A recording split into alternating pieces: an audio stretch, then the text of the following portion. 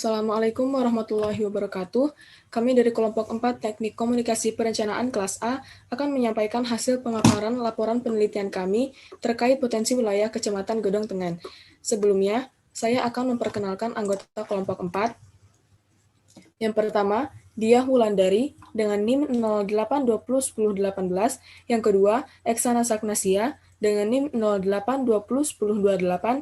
Yang ketiga, Indah Nurfadilah dengan NIM 08201034. Yang keempat, saya sendiri, Marilla Hikmatiara Arifin dengan NIM 08201044. Yang kelima, Nadila Novianti dengan NIM 08201064. Dan yang keenam, Zulfiana Reskiah dengan NIM 08201092. Penyampaian materi yang pertama akan saya serahkan kepada rekan saya, Eksana Sagnasia. Untuk itu, waktu dan layar dipersilahkan. Pada bab 1 pendahuluan latar belakang, Kecamatan Gedong Tengan merupakan salah satu kecamatan di kota Yogyakarta dengan pusat kegiatan bisnis tersebut. Hal ini dikarenakan di wilayah ini terdapat jalan yang terkenal bagi wisatawan yaitu Malioboro. Sebagai salah satu daerah tujuan wisata dan juga pusat kegiatan pemerintah dan masyarakat. Kapasitas ruang jalan Malioboro dirasakan sudah cukup padat untuk menampung volume kendaraan yang masuk melalui ruas jalan Malioboro tersebut. Hal ini mengakibatkan kemacetan, kebisingan, dan polusi yang tidak mendukung kenyamanan dan keamanan kawasan ruas jalan Malioboro sebagai tujuan wisata maupun pusat aktivitas masyarakat kota Yogyakarta.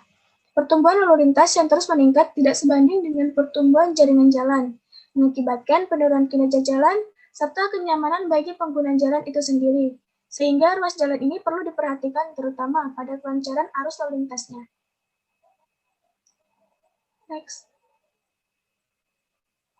Rumusan masalah. Faktor apa saja yang mempengaruhi kemacetan di kawasan Malioboro? Tujuannya, yang pertama, memenuhi tugas mata kuliah Teknik Komunikasi Perencanaan. Yang kedua, mencari dan memberikan solusi permasalahan kemacetan di kawasan Malioboro.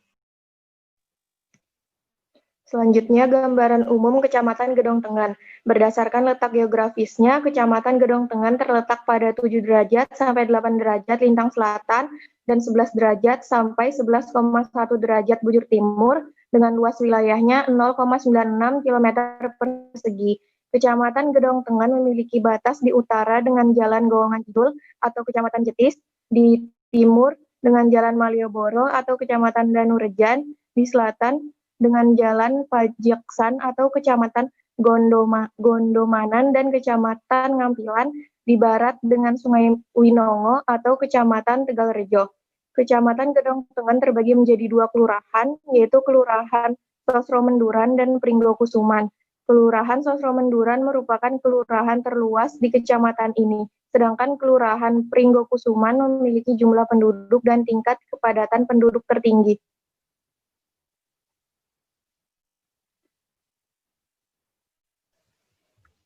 Selanjutnya, bab 3 metodologi. Penelitian ini menggunakan metode penelitian deskriptif dengan pendekatan analisis data sekunder atau ADS. ADS merupakan salah satu metode dengan memanfaatkan data sekunder sebagai sumber data utama. Jenis penelitian yang dilakukan adalah penelitian analisis data, yaitu mengambil data sekunder yang terkait dengan Kecamatan Gedong Tengan, melakukan studi literatur, dan melakukan digitasi peta. Metodologi penelitian yang digunakan adalah analisis data, yaitu mengumpulkan beberapa informasi atau data terkait Gedong Tengan, Kecamatan Gedong Tengan. Pada bab 4, hasil dan pembahasan. Pada poin pertama ada kekuatan atau strength. Yang pertama, kekuatan lokasi kawasan Malioboro yang strategis. Kawasan koridor Jalan Malioboro letaknya berada di jantung kota Yogyakarta sehingga membuat kawasan ini mudah dijangkau.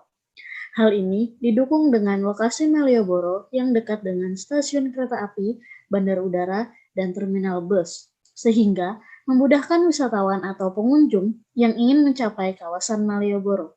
Pada poin kedua, ada kawasan Malioboro memiliki atraksi wisata yang beragam. Kawasan Malioboro merupakan kawasan yang memiliki beberapa jenis wisata, seperti wisata belanja, wisata kuliner, dan wisata sejarah. Hal ini yang membuat kawasan Malioboro memiliki daya tarik tersendiri dari segi pariwisata. Yang ketiga, adanya transportasi tradisional di kawasan Malioboro. Daya tarik lain di kawasan Malioboro yaitu kawasan ini memiliki transportasi tradisional yang khas dan telah menjadi ikon di kawasan Malioboro. Terdapat banyak becak dan andong yang siap mengantarkan wisatawan berkeliling kawasan Malioboro. Pada analisis kelemahan, poin pertama, terdapat kondisi parkir. Banyaknya kendaraan wisatawan yang berkunjung ke kawasan ini membuat lahan parkir yang disediakan oleh pengelola kawasan Malioboro sudah tidak mencukupi untuk menampung kendaraan para wisatawan. Yang kedua ada ketersediaan fasilitas sosial. Fasilitas sosial merupakan fasilitas yang disediakan pemerintah atau swasta untuk masyarakat dalam satu lingkungan.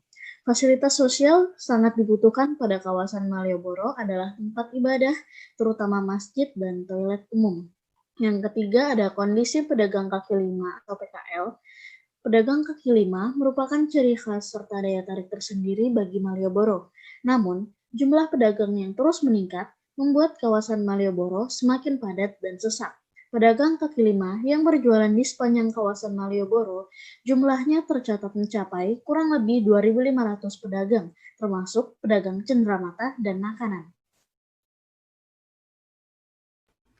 Berdasarkan hasil analisis dan pembahasan, maka dapat ditarik kesimpulan sebagai berikut. Yang pertama, faktor yang mempengaruhi kemacetan di kawasan Malioboro yaitu karena lokasi kawasan Malioboro yang strategis, memiliki atraksi wisata yang beragam, adanya transportasi tradisional dan kondisi parkir yang disediakan oleh pengelola sudah tidak mencukupi untuk menampung kendaraan para wisatawan. Berdasarkan simpulan tersebut, kami dapat memberikan saran atau masukan dalam rangka mengurangi kemacetan wisatawan di kawasan Malioboro.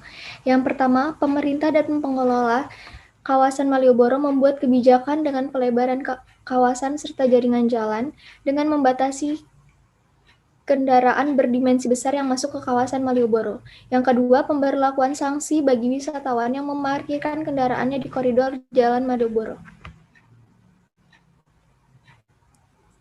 Baik, itu tadi pemaparan materi dari kelompok kami.